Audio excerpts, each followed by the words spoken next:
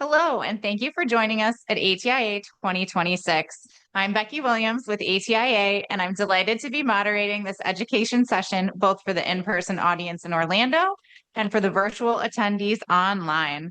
I'll be monitoring the online chat with Sarah and acting as the voice of our virtual audience during today's session.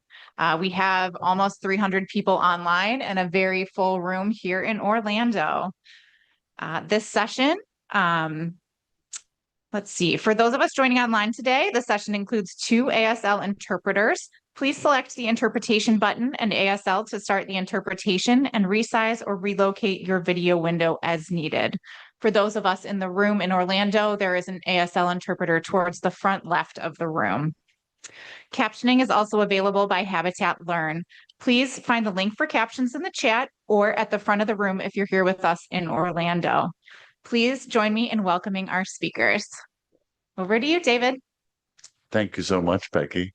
Welcome, everyone. It's so good to see an awesome filled room. And for those who've been coming to ATIA for a while, I think you know this is my favorite thing to do at all of ATIA. This award, this lecture, and recognizing today Mateo is the best. And for those of you who've been here in past, usually afterwards, I sometimes have trouble composing myself. So if you see me crying up here, it's okay. If any of you are crying, it's okay. We all understand. So I want to just go through a couple of items around the Prentke lecture.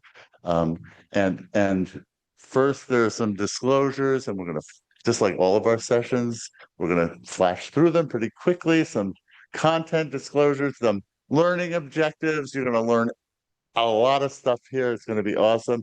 There's the ACVREP CEUs, and it's MUM01 is the start code. And I get to introduce Angela Standridge, who is, wait, I got to get everything right. I'm sorry, Angela.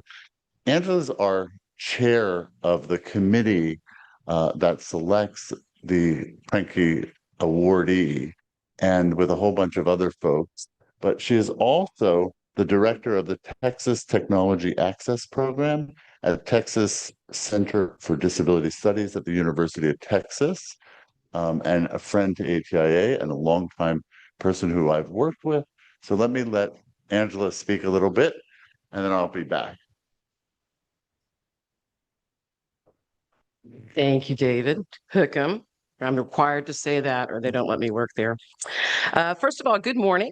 And I would like to acknowledge and thank the 2026 Prentke Lecture Selection Committee.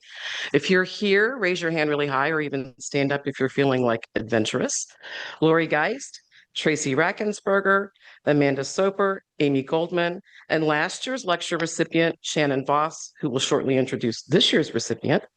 The committee invites the previous year's awardee to be on the committee for the next year and also to introduce the recipient via video, recorded video for the next year. I would also like to thank the many highly qualified applicants. It is no small task to put yourself out like that. The application process is lengthy and I wouldn't say complicated, but you do have to list all the things you've done, your history, your education, your employment background. So it's a hefty document to work through.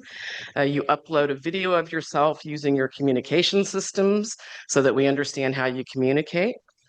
Then we usually will have about 10 to 20 applicants. It's a wide band. I don't know why, but that's why.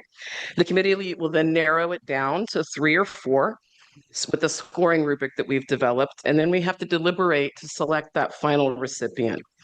It is no small challenge to pick just one. It is both the most fascinating thing I've ever done in my career and the most difficult thing at the same time. The applicants that are not awarded are encouraged to apply again. So if you have not ever received the Prentke Award, you can continue to apply every year. Last year, I kind of did a little spiel on remembering when you apply to sort of not just share your AAC story and not just share your, vita and resume, but you also want to share what that little extra thing that you're going to bring to the lecture. So obviously this is a very popular event. We have 300 people online in this room, and here is full, and there's people standing in the hall. So what are you going to bring to ATIA that's going to make people go, oh, wow, that is just so cool? I would also have a small little thing to add here. Chairing this committee has been an amazing personal and professional experience. I would like to thank PRC Saltillo, ATIA, and previously ASHA used to host this award. I will be stepping down as chair this year. I've warned everybody for about 2 years going, and I am very pleased to announce that Lori Geis will be stepping up as chair for next year. Yay! I may remain on the committee for 1 more year to sort of, ease everybody into that system as a general member. And I am now very, very pleased to introduce Sarah Wiles, the CEO at PRC Saltillo. Thank you, Angela. Good morning, everyone in person and online. I'm honored to represent the legacy of Edwin and Esther Prentke, whose vision, together with Barry Romick, sparked not just a small company in Worcester, Ohio, but really an entire community of people committed to expanding what's possible through AAC. I'm incredibly grateful to David and ATIA and to the selection committee for their commitment to this lecture. And I also want to thank, as Angela noted, all the others who applied. Every year we are faced with incredible applicants, and it's a difficult decision. I often say that most of us here stand on the shoulders of giants, and that is certainly true today. But I also want to celebrate the people who are building the next layer of this field, the new developers and the new researchers bringing fresh ideas, the support teams and family members who bring their best every day for communicators, and of course, the AAC users and communicators whose insights and lived experiences keep us all grounded. The 2 most recent recipients of the Prentke Lecture are 2 emerging leaders in the AAC community. Their achievements go beyond tangible notes on a resume, but shine through in their interactions with folks. There's Mateo, whose kindness and enthusiasm shapes the way that he collaborates and whose presence shows us what it looks like to lift others up. And there's Shannon, who will meet shortly on video, who spoke last year. His warmth and curiosity led me to thinking about AAC in a new way than I have before. So Shannon and Mateo are 2 just among many who remind us that this community is shaped around the shared belief that communication is a human right, and that this community is nurtured in the way that we learn from each other, challenge each other, and celebrate each other. So Mateo, thank you for bringing us together today for this celebration. We look forward to learning from you and being challenged by you. And David, do you want to talk to Shannon, who will be up here shortly? Thank you. I want to make sure I acknowledge PRC Sotillo and Sarah and Dave Hirschberger and Dave Moffett and others who set this award up years ago. I think we're at 25 or 6, I don't remember how many years at this point, but this award has become really important, and the continued support from PRC Sotillo has been amazing, and Sarah has been awesome to work with and has just recently joined the ATIA board of directors. At this point,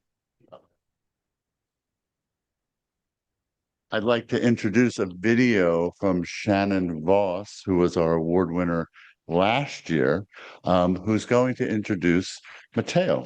So with that said, let's keep the program moving, because the most important part is sitting right here. So go ahead and run the video.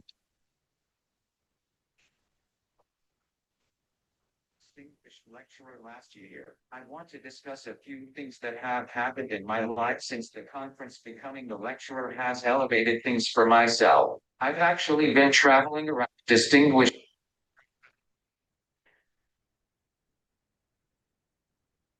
my My name is Shannon Voss and I actually was the Prentke Distinguished Lecturer last year. I want to discuss a few things that have happened in my life since the conference. Becoming the lecturer has elevated things for myself. I've actually been traveling around the United States giving lectures to different organizations and universities due to the impact that my speech. A month after the AAC conference last year, I actually received an email from Amanda Bureau, the vice president of Talk to Me Technologies. I traveled to Cedar Falls, Iowa, where I gave a speech to 500 people. While I was speaking, there was an artist who was in the crowd who was listening and drawing me simultaneously, and included some of my quotes from my speech on a beautifully sketched picture. Another speaking engagement I had was when I was keynote speaker for the Illinois Council for Exceptional Services, which was last month. I have had speaking engagements for a few graduate level and undergraduate at the University of Illinois Urbana-Champaign studying augmentative communication. Something else happened that still has me in shock because of the ATIA conference. Last year, when I was announced as the person who had won the Distinguished Lecture Award, I thanked the therapy department at the hospital I was in when I first got injured and told them about it. A couple of weeks later, I received an email from a PR that works for the hospital. He told me that WILL, a company that highlights different people who have challenges and turn them into victories, wanted to film a 4-part film session with me. A couple of months later, I received an email saying that my documentary was nominated for an Emmy Award. I'm still in awe that I'm saying this. October 25th, 2025, I won a Mid-America Regional Emmy Award. I don't think none of this would be possible without the ATIA conference. If you want to take a look at the documentary that won the Emmy Award, it's on YouTube. Type in Shannon Voss and it's under the link Prairie Fire. Now it is time to introduce Mateo, who is 26 years of age. He has been working with AAC since he was 4 years old, so he has had over 18 years experience working with AAC. He presents nationally to districts, universities and conferences. In some respects, he is nationally known from a feature he did. It was a documentary, Camp Alec, which is currently streaming on Disney+.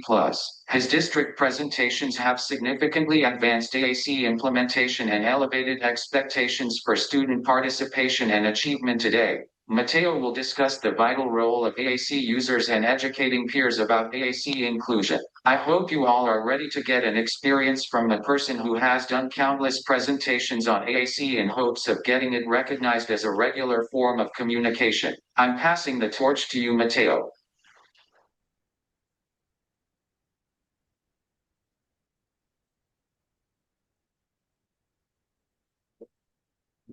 We need to do the switch up here. Not yet.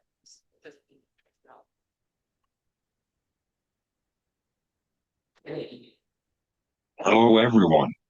Wow. First, I want to thank Bree Hall for nominating me. I'm grateful to call Bree a friend today. I presented for her school district several times over the last 3 years or so.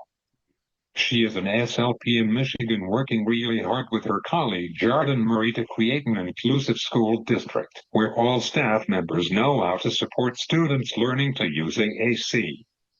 Bree and Jordan were the first people to hire me to present for their school districts. They hired me before I knew exactly what I would say. Over the last 3 years, I keep changing my presentations, adding and updating my stories, and here we are. Next, I want to thank the selection committee for choosing me for this award. As a member of this AAC community, I know who is out there.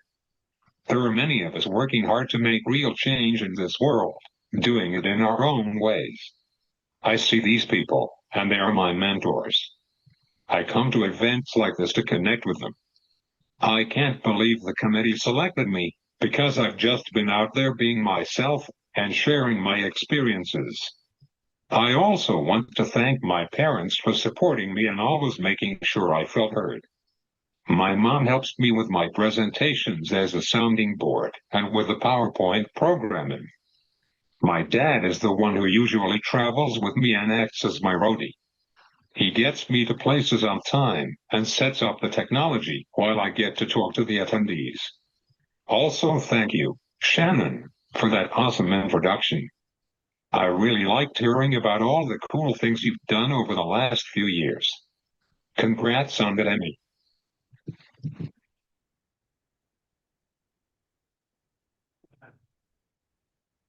I started using AAC when I was 40 years old. I have apraxia and dysarthria, so my speech was hard to understand, even after years of speech therapy. When I was 4, my parents knew I had a lot to talk about. I was always really outgoing and social. Not being understood didn't stop me from trying to be heard. But AAC made it a whole lot easier to be understood after I got the hang of it.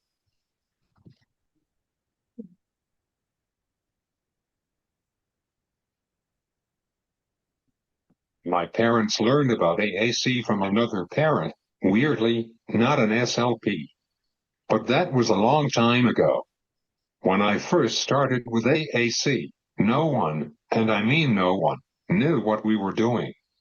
Not my parents, not my SLPs, not my teachers. We all stumbled around for a long time, trying to figure out what I'm supposed to do with this thing. My friends were learning too. In preschool, my friend Hunter once said in class, "Dang, I gotta get me one of those things," because he watched me sit in class, give one answer after the other, while our teacher was describing the zoo animals we'd be seeing on a field trip the next day, and asking us to name what she was describing. No one had iPads or tablets back then.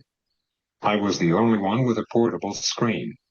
Now, everyone has an iPad, smartphone, or tablet. That kind of technology is normalized, but AAC still isn't. When I started, I think we all thought AAC was some sort of magical answer box.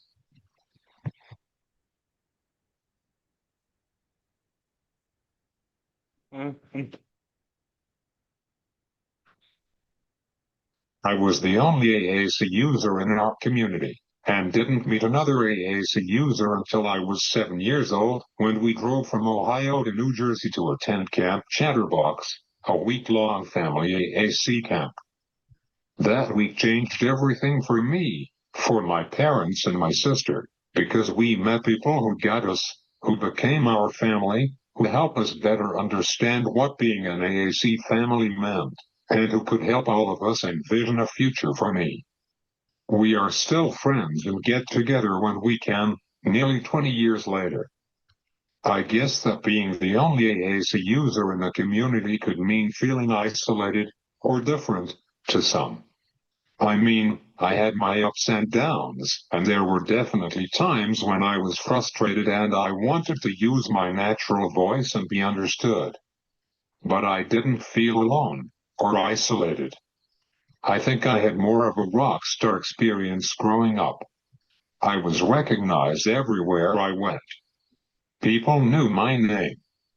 We'd be in the store or at the library, and someone would run up to me and give me a hug. Again, I was, and still am, a total extrovert. I love talking to anyone. So I had no problem with seemingly random people coming up to me and talking to me. Later, my very introverted parents would ask me who it was who just hugged me at the grocery store. I would just shrug my shoulders because I had zero clue. I was terrible with names. I'm still not great. I'm sorry in advance if I've had to ask you your name this week, by the way. It's something I'm working on. The name tags really help a lot. When you're the only AAC user in a small community, and you're super outgoing, you're recognized everywhere you go. It wasn't unusual for me to get high fives while walking up for communion at church growing up. I'm guessing that doesn't happen to everyone. That's weird, right? Ha ha ha.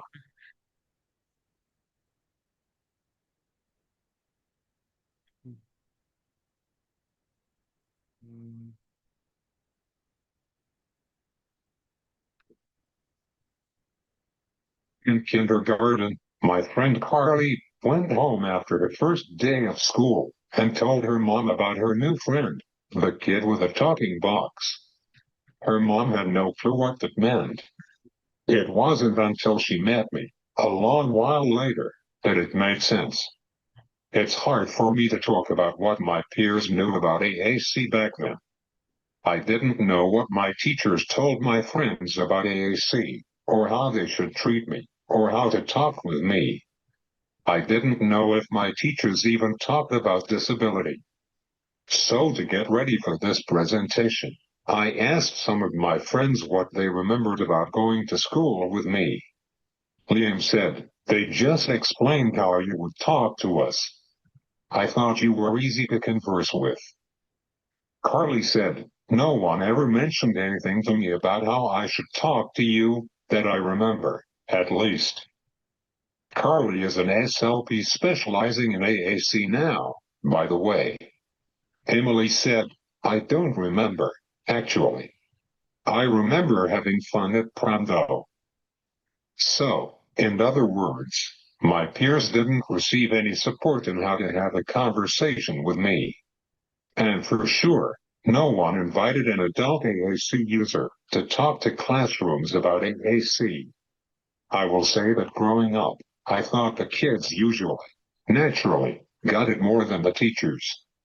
The teachers were always trying to test me and ask me questions and figure out what I knew. It felt like the teachers were always trying to separate students, putting us into different rooms where they thought we'd learn better.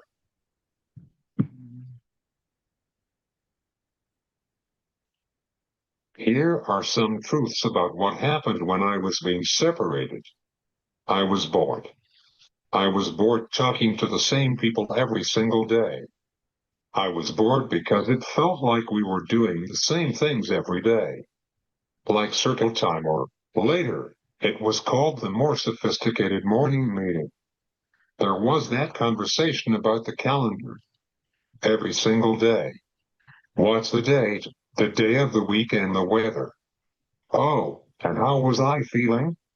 So boring. It's just memorization and zero fun, and there were so many other, more interesting things to talk about.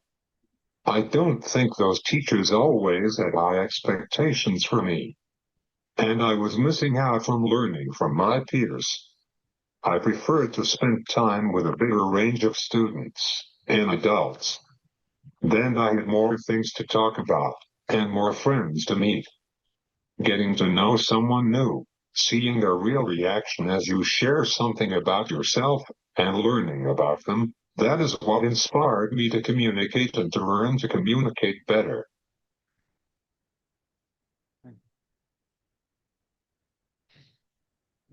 Thinking back, I think that growing up, I had two different kinds of friends.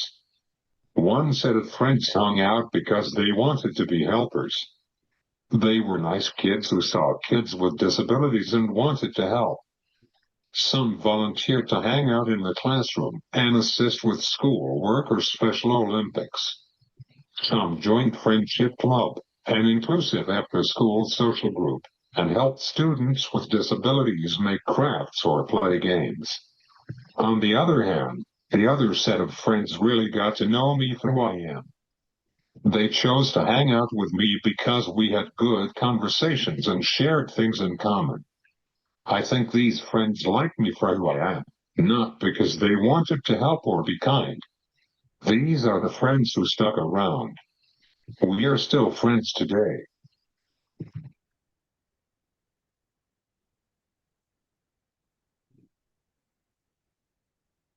So I spent some time in resource classrooms, but my school experiences and friendships really changed when I got into middle and high school, where after-school activities were offered, like sports and clubs. When I joined those activities, I experienced real inclusion. For one thing, there were fewer adults to get in the way and interfere with the conversations that were happening naturally. Let me tell you about my experiences hanging out with peers when I was included in after-school activities in real, meaningful ways. But first, let me tell you about my cross-country experiences, first in middle school, then in high school. When I was in middle school, the cross-country coach didn't want me on the team. She made up all kinds of reasons why I couldn't do it, and why I shouldn't do it. Like she said I would get lost. I never get lost. She said I wouldn't be able to communicate if I got hurt. She said I would get discouraged if I came in last at every meet. I never came in last, not even close. And so what if I did? As long as I was getting faster and stronger, and I was having fun. I made the team based on how fast I ran a mile just like everyone else. My teammates were awesome. They supported me and we cheered for each other. They included me in everything, even though the coach continued to ignore me most of the time. The kids were smarter and kinder than the adult in charge. That was my middle school cross-country experience. Fast forward to high school, where I joined the cross-country team there too. This was a totally different story. My coaches and the high school athletic director were amazing. They believed in me right from the start. We figured things out together. They asked me what I needed to participate. Like I wore a communication bracelet and kept my phone in my pocket for practices, but I couldn't do any of that for high school races because of the rules. But it was okay. One time, I fell at practice when a teammate accidentally ran into me. She felt so bad. I got up and kept running. I failed to notice the blood dripping down my leg from the scratch on my knee. I thought back to the middle school coach who said I wouldn't be able to communicate if I got hurt. Well, guess what? Sometimes I communicate like everyone else. Like when I point or I'm bleeding. Sometimes I communicate differently, like with AAC. Side note, people often ask me if I still run. The answer is no. I loved being on the cross-country team because I loved socializing and having people cheering for me at meets. I really don't like running as an adult. There have to be easier ways to socialize, right? Just saying.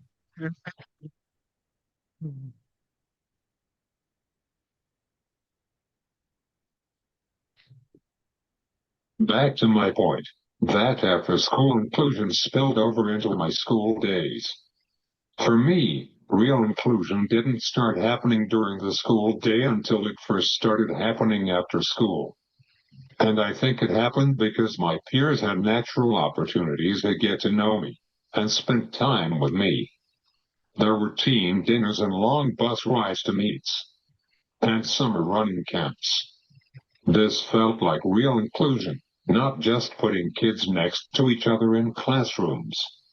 For example, teammates invited me to have lunch with them and I was asked to work on class projects together, not assigned, but invited. I was invited to do weekend runs with the guys and to go out to breakfast after meets. Inclusion made a huge difference for me. Being able to spend time with all kinds of kids is what motivated me to communicate, to socialize, and to participate in real ways. People often ask me when my communication really took off, when I thought I'd fully accepted that I was an AAC user and communicated confidently.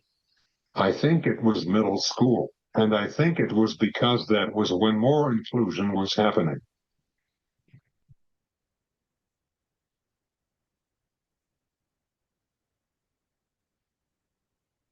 Before I talk about my classroom visits to talk to children about AAC and disability, I want to talk a little about how I experienced communicating with people while I was still in school.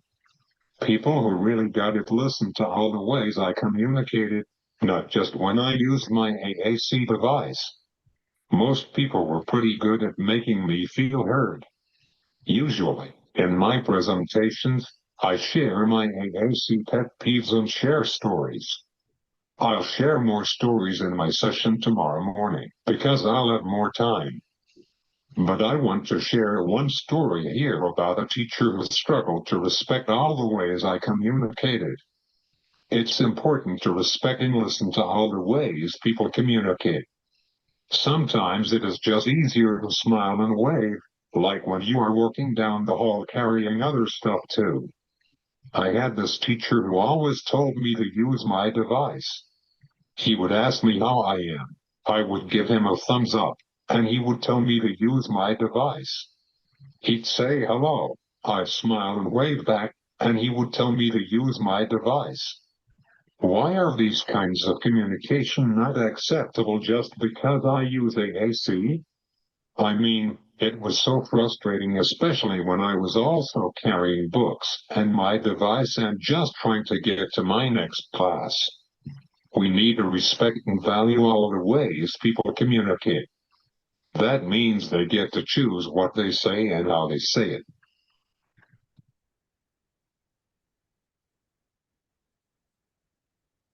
Okay, moving on. Let's fast forward to the classroom visits I've conducted in the last 3 years.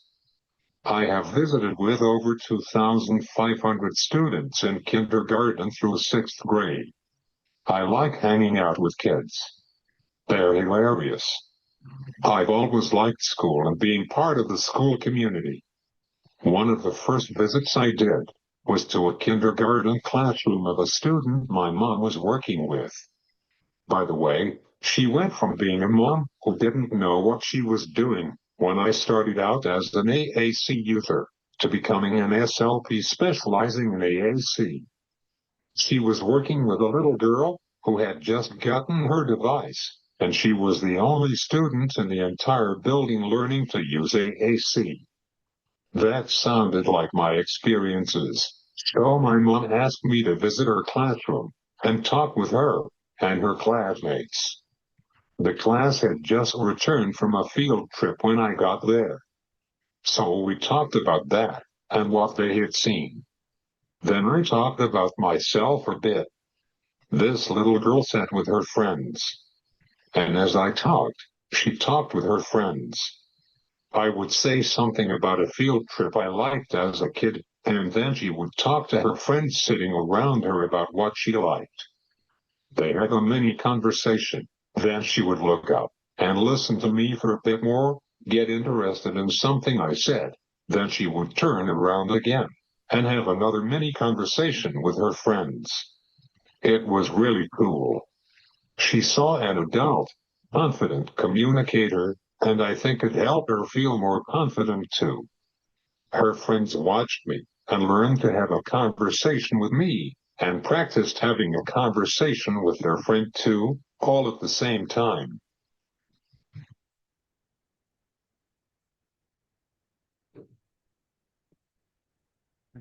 When I visit classrooms, I talk about AAC, how it generally works and why I use it. But I also talk about who I am, what I like, my hobbies and interests. The more I do this, the more children get to know me. They see that I'm just a normal person who sometimes communicates differently. They see we have things in common too. I also give advice about talking to kids who use AAC, like wait time and talking directly to those kids, not the adults around them. When they talk with me, these students watch how I communicate and how long it takes me to put together my response when they ask a question. They learn to wait and listen, skills they can use when they talk to their friends who use AAC. They see I'm not all that different and that disability is okay. I love the conversations that happen when I visit classrooms. Peers want to know how to support their friends who use AAC, and they can ask questions in a safe space. Here are some of the things that kids have asked me. How old are you? What's your favorite flavor of cupcake? What's your second favorite flavor of cupcake? What's your favorite Disney character? Donald Duck, of course. Have you been bullied? What are some of the best ways to be a friend to someone who uses AAC? These are thoughtful questions. So, yeah, I think these are important conversations. There has to be space for conversations like these. And I think AAC users are the perfect people to help make these conversations happen.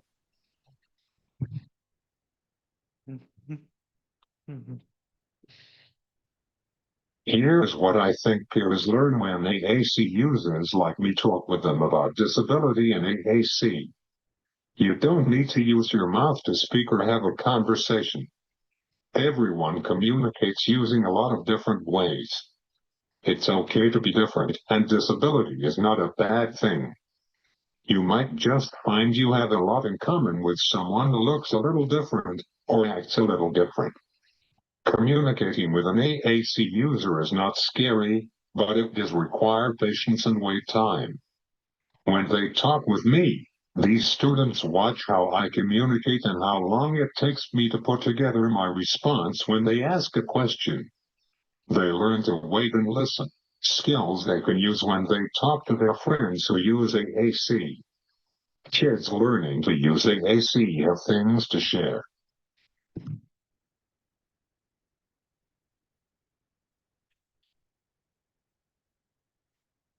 Kids learning to use AAC need to meet mentors.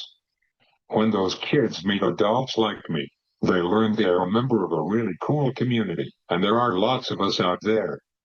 They see firsthand a tall, funny, confident adult AAC user who is successful, happy, and living his best life. They see someone who likes himself like he is. I'm proud to be who I am. I'm proud to be an AAC user. Kids learning to use AAC become more confident and feel supported knowing there is a community out there.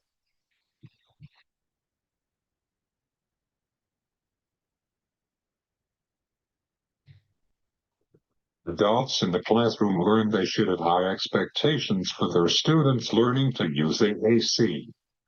Adults learn it's okay to talk about disability, and that disability is not a bad word. They see firsthand a confident, adult AAC user who is happy and successful. Usually, I'm the first adult AAC user they've ever met, so they see what's possible.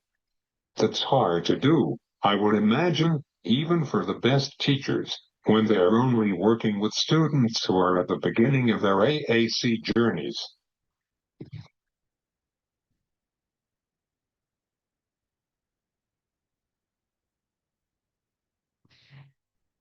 Here is why I think AAC users should play a significant role in teaching students about AAC. I'm an expert in this area. I know how I want to be treated. I know what I need from people when we talk to one another. Not that all AAC users need exactly the same supports. I know how hard it was to learn to communicate and how it feels like to communicate differently. Frankly, no one else can speak to those experiences.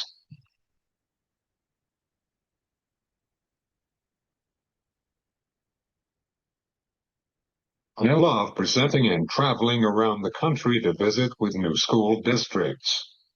I love visiting classrooms and doing presentations for educational teams. I'm super new at this. I've just been presenting for 3 years. I've traveled to present to school districts and conferences in 10 states in the US and also in the UK. And I've talked with people virtually from all over the world. I'm headed to Alaska on Sunday to speak at a school's conference. I'm having a blast and I enjoy the adventure of it all. But I'll let you in on a little secret.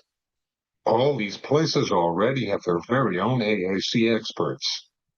I was really excited that last fall I partnered with Bree, the SLP who nominated me for this award, and her colleague Jordan to do virtual mentoring of some of their students who use AAC in their district in Michigan. I hope I help them become more confident so that they begin providing advice and sharing their own AAC stories. We had a great time during our sessions. One participant is getting ready to present to her school board soon. If you still need an AAC user to partner with as you work toward changing the world, I highly recommend checking out the U.S. Society for AAC Speaker Connection. There are dozens of AAC users from all over the U.S. listed there, are willing to present about their experiences and help you create more inclusive environments, whether that's in school, a workplace, a university, or an entire town.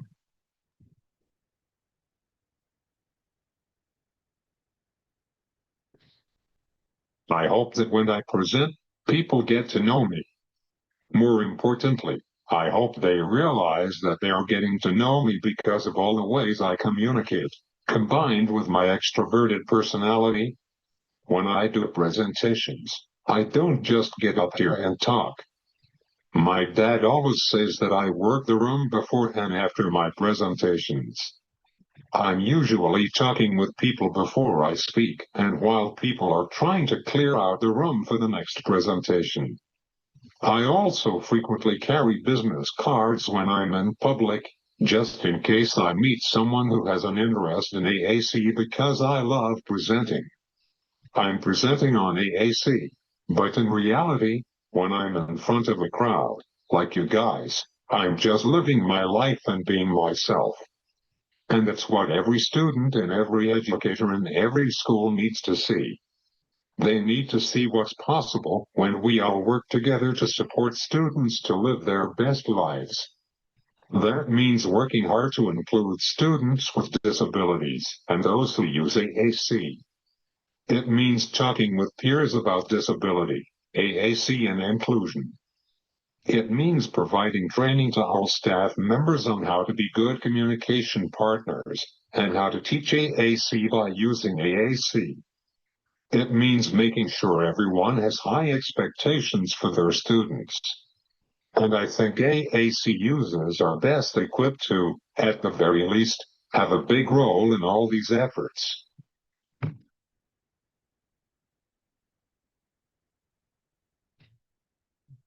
I've shared with you what inclusion meant for me. Inclusion makes everyone better because all students learn and play together and gain a better understanding of disability and real, authentic participation.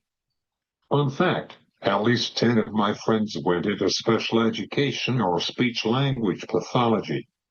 I like to think I had something to do with that. If you have real inclusion, you may inspire future educators or future world changers. Teachers are asked to do more inclusion, but they can't do it on their own. Peers need to be a part of helping create a space where everyone experiences a sense of belonging. We can't do inclusion without the peers understanding disability, AAC, and what it means for everyone to participate meaningfully and fully. Here's the bottom line. Make AAC users a part of your community's training and include peers in that training. It's the only way we're going to be successful at real inclusion. Let us partner with you as experts. I wish I had met an AAC user when I first began my AAC journey to make me more comfortable, more confident. And I wish my friends and the team supporting me back then had met someone similar to the person who I am now. Look at me, I'm up here today, talking to all of you. Proudly presenting nationally and internationally. And, wow, it is really cool.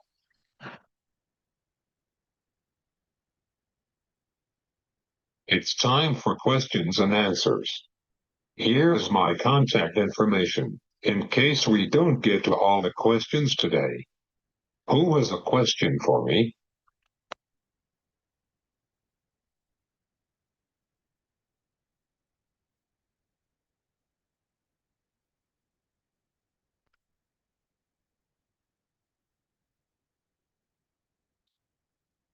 Do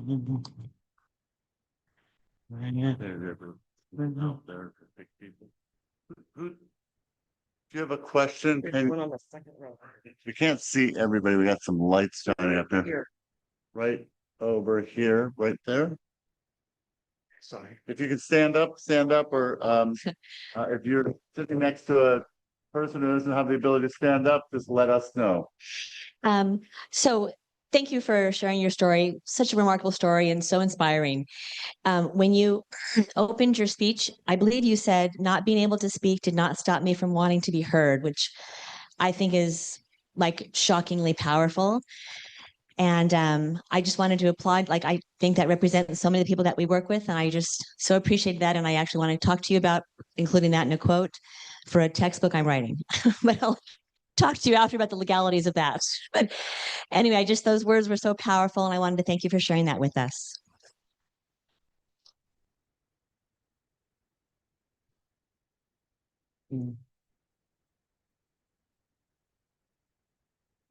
Somebody in the back. See, right back. I have two questions. One is the socially unacceptable. The other is, what is your favorite cupcake flavor?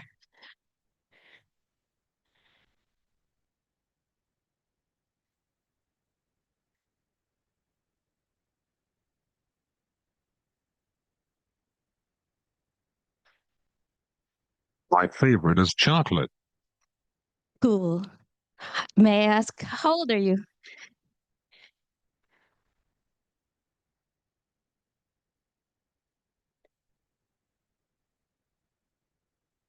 I'm 26. Very cool. It's very nice meeting you, sir. I'm 26 years old.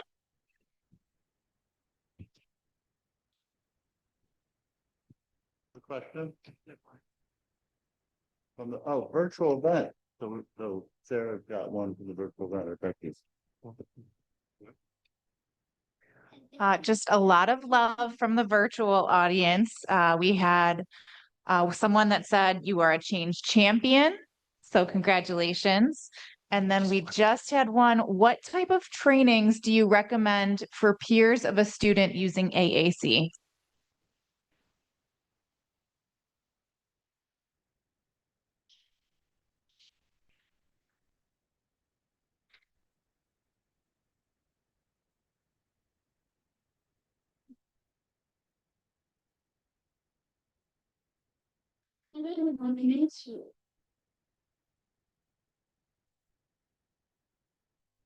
I will say let them to take their time. She have a question, still? Okay, that's okay. Do we have a mic over there?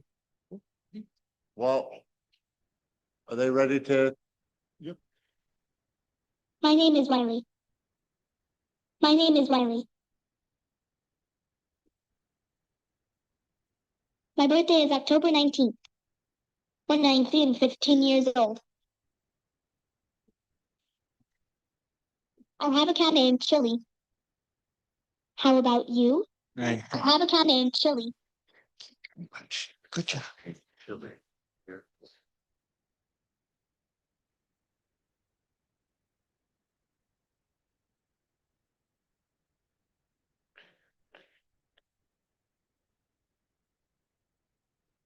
I have dog named Connor. May I share something? Mind if I share something?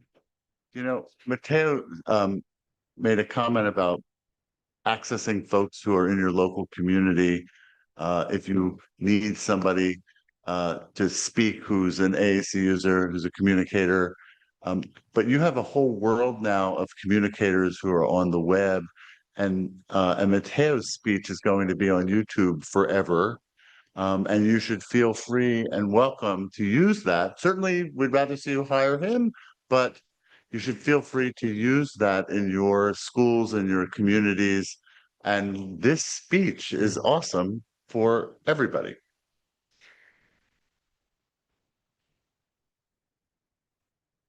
No question right here. We have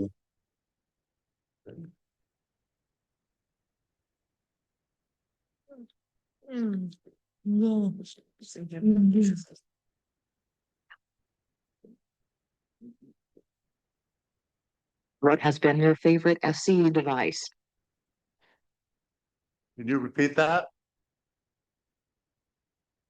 What has been your favorite SC device? What has been your favorite AAC device?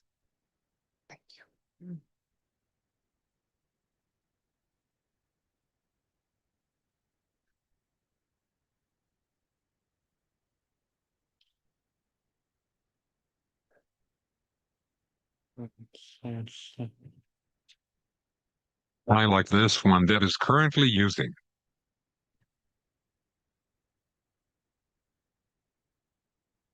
Do you want to name it or no? You want to tell them what this device is? Up to you. Over chat. Can I chime in with with the virtual one? Thanks. All right, we have Jocelyn who says, "Hello, Mateo.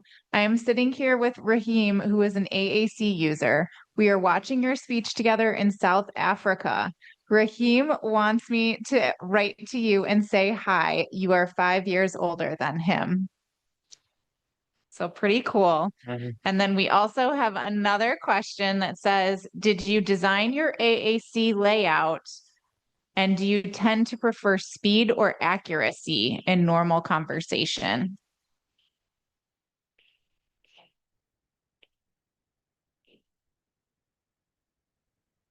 Yes, I did. Speed or accuracy?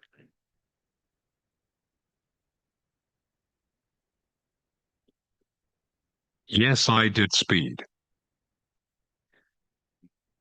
Speed. We have more? Do you ever get frustrated when people won't wait for you to compose your reply? And I have a feeling I know that answer because I've got this one next to me.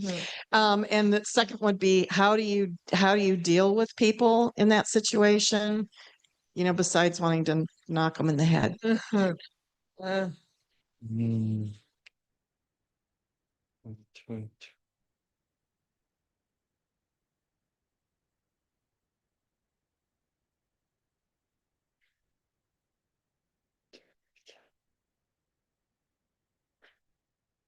Yep, I got rushed by one of my aides.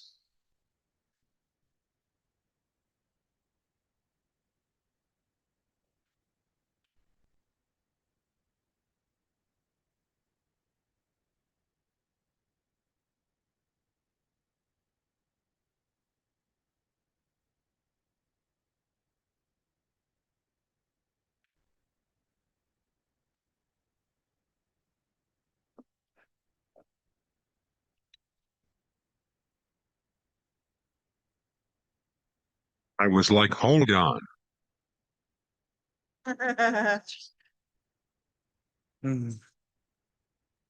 Somebody back against the wall? Oh, I'm sorry. We have somebody here you're next. Hi there. Thank you very much for your presentation. I'm the grandfather of this young man who is an AAC user, and he has been very lovingly taught by Gail Van Tatenhove over the last 8 years. He has recently been participating in a beta test of the Orator, which is an AI tool. My question is, have you been exposed to any AI tools as of this time? And if not, do you have interest in using AI tools as part of your AAC usage?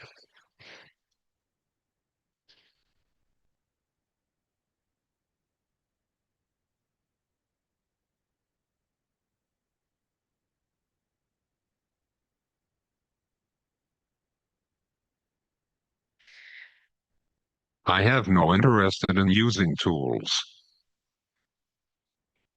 Okay. Thank you. Right over. Hi. At what age did you start to access literacy and typing your thoughts? Was it early on, like you said, like 4?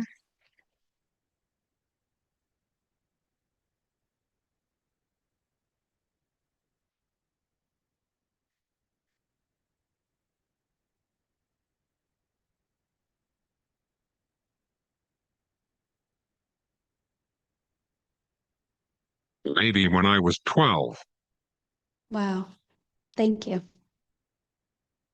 We have Julie online, and she says, "My son wants to ask you, what would you say to people if they were to ask you to use your device versus another mode of communication?"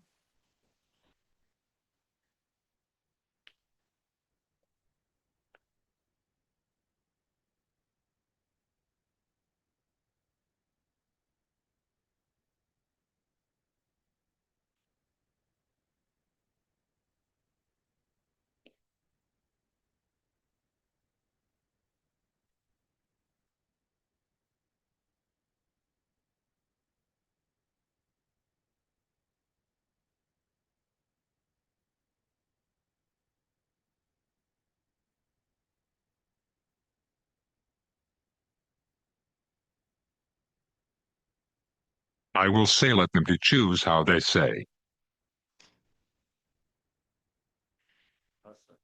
Dan, was there somebody else? Oh, over. Hello, I'm Dan. Nice to meet you.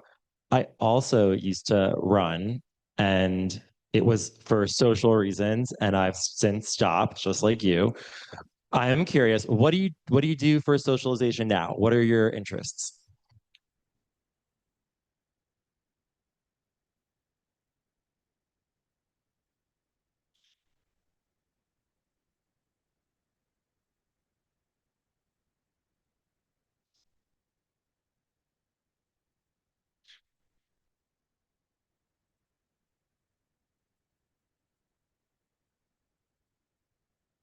I like walking down the way to exercise.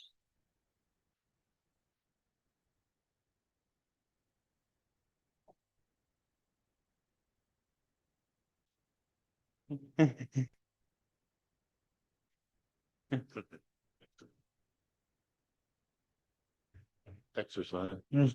Exercise. You're missing an eye in there. I like walking down the way to exercise.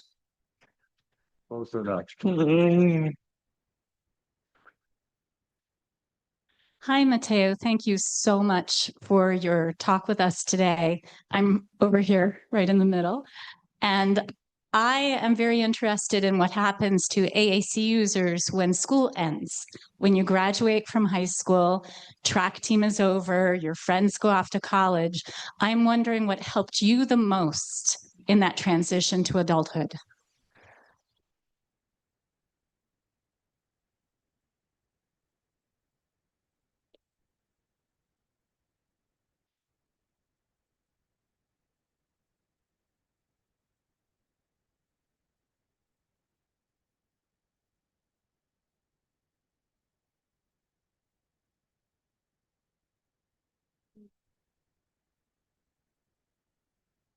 Getting more hang out together.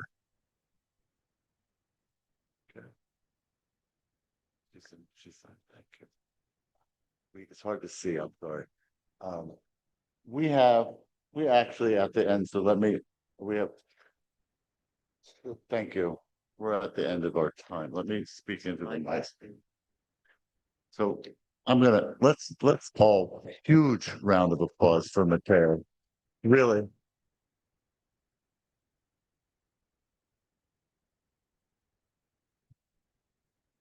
Thank you.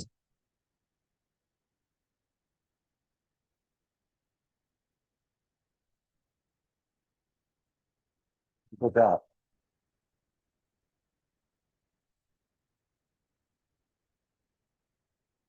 Mateo, we are all better knowing who you are and knowing your story, every one of us. And thank you so much. We have Sarah, who's going to come up and give you a presentation.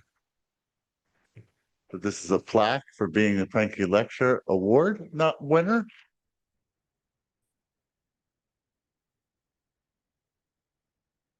And as he goes off to Alaska, he will continue to be inspiring to lots of folks.